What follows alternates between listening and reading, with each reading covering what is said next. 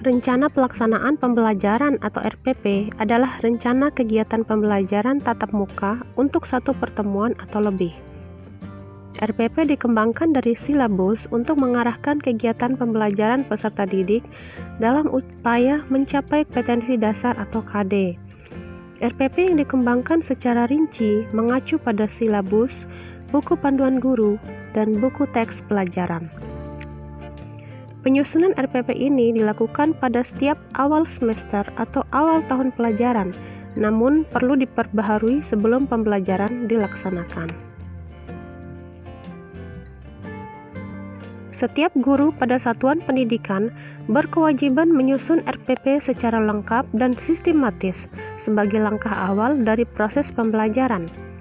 Hal ini dimaksudkan agar pembelajaran dapat berlangsung secara inspiratif, interaktif, menantang, menyenangkan, dan efisien dalam rangka mengembangkan keterampilan berpikir tingkat tinggi. Prinsip penyusunan RPP. Dalam Peraturan Menteri Pendidikan dan Kebudayaan Nomor 22 Tahun 2016 tentang Standar Proses Pendidikan Dasar dan Menengah, disebutkan serangkaian prinsip yang harus diperhatikan guru dalam menyusun RPP. 1. Memperhatikan perbedaan individu peserta didik. RPP disusun dengan memperhatikan perbedaan kemampuan awal, tingkat intelektual, minat, motivasi belajar, bakat, potensi, kemampuan sosial, emosi, gaya belajar, kebutuhan khusus, kecepatan belajar, latar belakang budaya, norma, nilai, dan atau lingkungan peserta didik.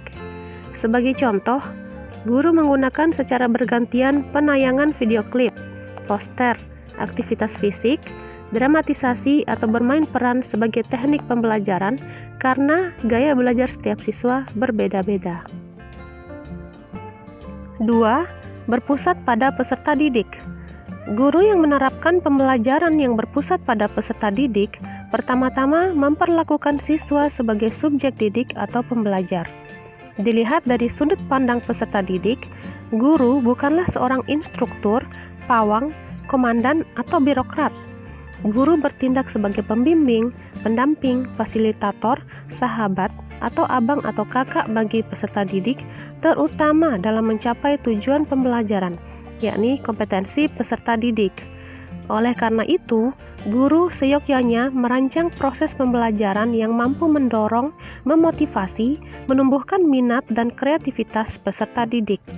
Hal ini dapat berjalan jika seorang guru mengenal secara pribadi siapa saja siswanya, apa mimpi-mimpinya, apa kegelisahannya, passionnya, dan sebagainya. 3. Berbasis konteks.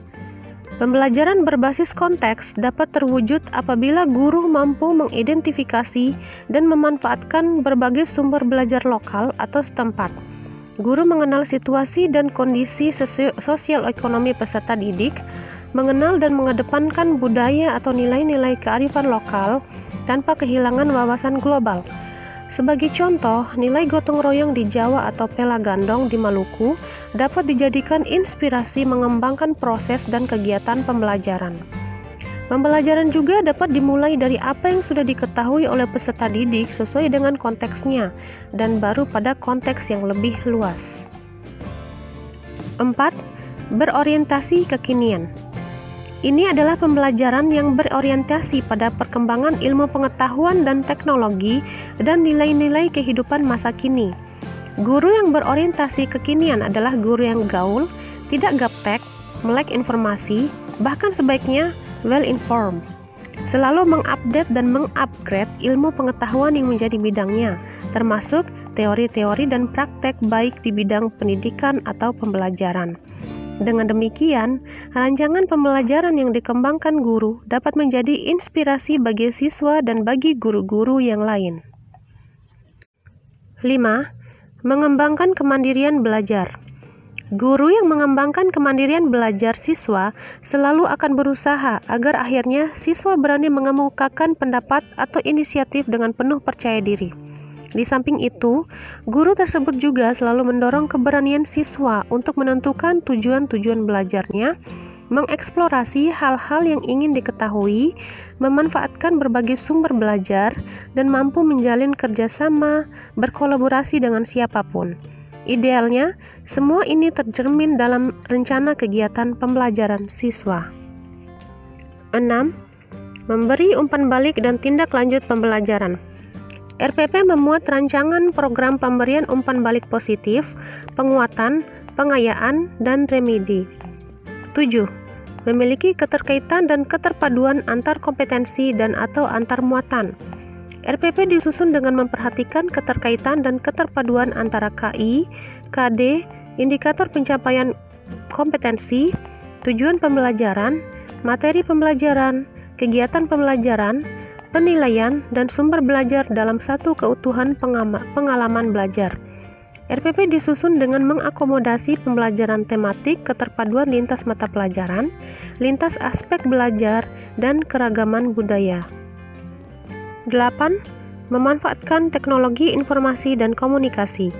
Kegiatan pembelajaran dalam RPP disusun dengan mempertimbangkan penerapan teknologi informasi dan komunikasi secara terintegrasi, sistematis, dan efektif sesuai dengan situasi dan kondisi. Sebagai contoh, ketika guru menugasi siswa mengeksplorasi sumber-sumber pengetahuan lewat internet, guru harus bisa menunjukkan kepada siswa alamat situs-situs web atau tautan yang mengarahkan siswa pada sumber yang jelas, benar, dan bertanggung jawab.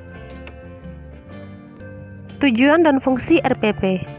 Tujuan RPP adalah untuk mempermudah, memperlancar, dan meningkatkan hasil proses belajar mengajar dengan menyusun rencana pembelajaran secara profesional, sistematis, dan berdaya guna, maka guru akan mampu melihat, mengamati, menganalisis, dan memprediksi program pembelajaran sebagai kerangka kerja yang logis dan terencana. Sementara itu, fungsi RPP adalah sebagai acuan bagi guru untuk melaksanakan kegiatan belajar mengajar atau kegiatan pembelajaran agar lebih terarah dan berjalan secara efektif dan efisien. Dengan kata lain, rencana pelaksanaan pembelajaran berperan sebagai skenario proses pembelajaran.